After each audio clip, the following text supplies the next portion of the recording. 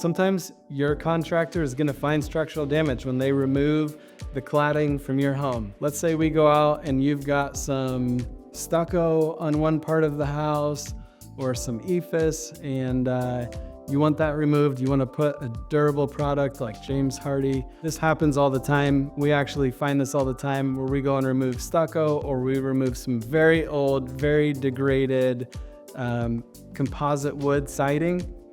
What do we find underneath? Mold, rot, sometimes even damage to the structural studs holding up the walls. This is something that we encounter. When we encounter that, it's something we want to take care of right away.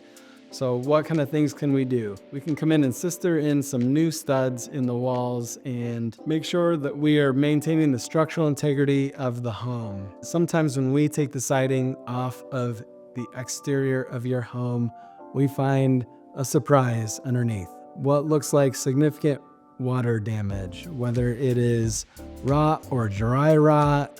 We find the studs starting to rot. We find damage to the sheathing. These are unexpected conditions that can happen. We always tell you when we're doing the work on your home, knock on wood, we hope that we're not gonna find damage like that. But if we do, we understand that can be scary. Hey, you're working with the right contractor. We are here to help.